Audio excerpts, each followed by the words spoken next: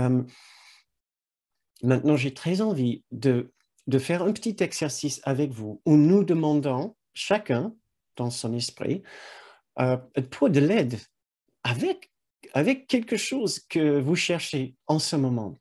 Et ça, pour une raison, vous n'avez peut-être pas l'habitude de le faire, ou peut-être vous avez bien l'habitude de le faire.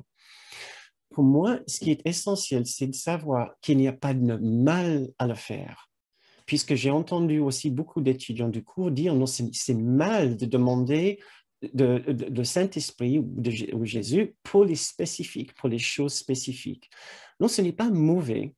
Nous ne voulons pas en faire une habitude, puisque nous serons juste en train de continuer à rester dans le problème. Le seul problème que nous avons, souvenez-vous, est l'acceptation de la séparation de notre esprit que nous avons bétonné avec de la culpabilité. Ça, c'est l'origine de tous nos problèmes ici, de tout désir de succès extérieur, de tout désir de changer de partenaire, d'avoir plus de succès, d'avoir plus d'argent.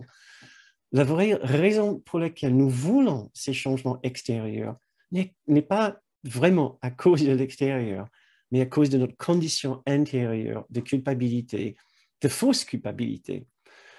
Et donc, nous pouvons régler les choses à l'extérieur avec l'aide de cette présence intérieure. Tout à fait, nous pouvons le faire.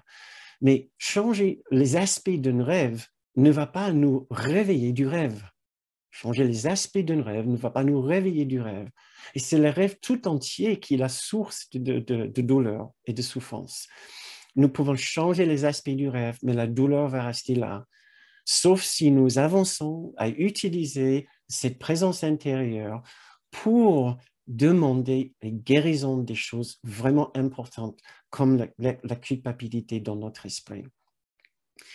Alors, si vous voulez bien, juste pour nous entraîner aussi à savoir que nous pouvons le faire, nous pouvons demander de l'aide intérieure pour des choses spécifiques, sans culpabilité d'un côté, c'est-à-dire sans nous juger, sans dire ah, c'est mauvais, mais de l'autre côté aussi, l'entraînement ici, c'est de pouvoir le faire pour nous lever au-delà de toute idée d'indignité, comme si nous n'avons pas le droit de demander de l'aide à l'intérieur pour trouver un travail, pour trouver une voie, pour trouver une vocation, pour trouver une meilleure situation de vie à cause d'un sentiment d'indignité, comme si nous ne méritons pas à cause de notre culpabilité encore. Donc, il y a deux bonnes raisons de nous entraîner à le faire.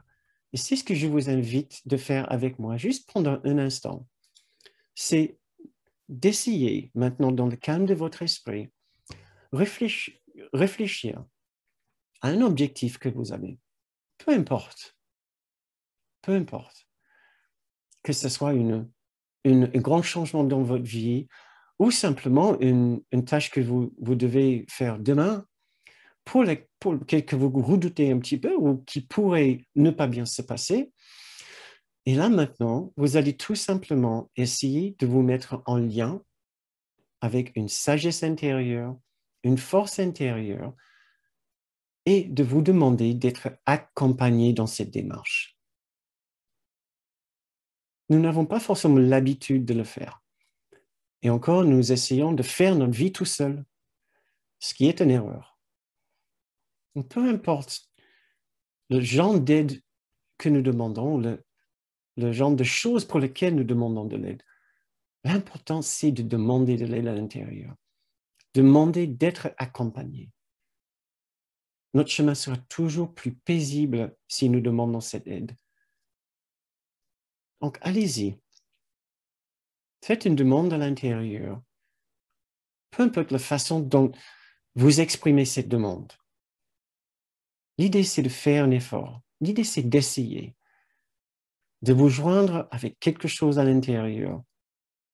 Une source de sagesse, d'intelligence, de bienveillance. Une source de bienveillance.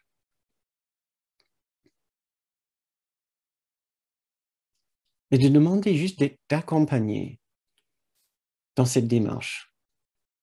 Demander de l'aide aussi pour la réussite. Pourquoi pas?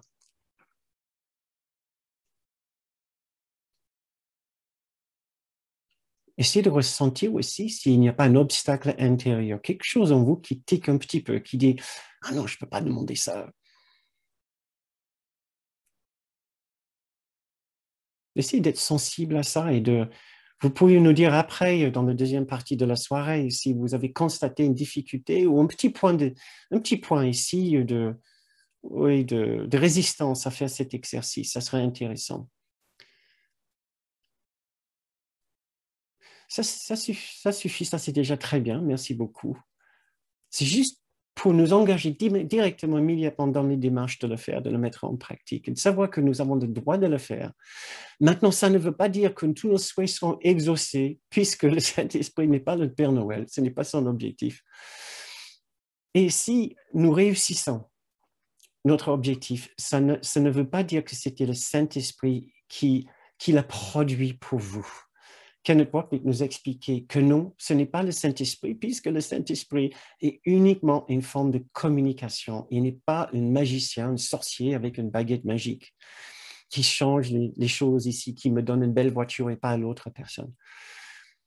Mais quand nous, effectivement, nous manifestons un scénario de succès ici, ce n'est pas le Saint-Esprit qui nous l'a fait pour nous, c'est nous qui l'avons accepté en nous mettant en contact avec notre grande soi, un sentiment de dignité, un sentiment de mérite, et qui nous indique que nous avons effectivement la possibilité d'avoir ce genre de situation dans notre vie. Pourquoi pas? Nous avons peut-être enlevé de la culpabilité. Mais par contre, si ça ne se manifeste pas, ça ne veut pas dire non plus que nous sommes condamnés, que le Saint-Esprit ne nous écoute pas puisque nous ne le méritons pas. C'est ce que Kenneth Wapnick nous mettait toujours en garde quand nous demandons des services au Saint-Esprit et ce n'est pas exaucé. Nous risquons de dire immédiatement, bah, ça ne marche pas, j'arrête de demander, le Saint-Esprit ne m'aime pas de toute façon. Et non, soit parce qu'il reste encore un sentiment d'indignité en nous qui nous empêche de connaître le scénario que nous associons avec du succès, ou soit tout simplement, ce n'est pas dans notre propre intérêt. Ce n'est pas dans notre propre intérêt et ce n'est pas le Saint-Esprit ou Dieu ou Jésus qui va déterminer ça.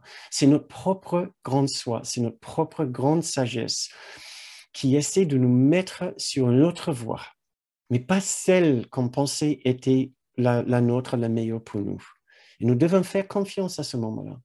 Si nous sommes sûrs que l'échec n'est pas à cause de notre culpabilité, que nous sommes détendus, alors nous devons accepter que notre voie est ailleurs, voilà, tout simplement, pour rester plus près de la confiance intérieure, rester plus près possible de cette sagesse intérieure. Ça, c'est le premier niveau de communication de monde.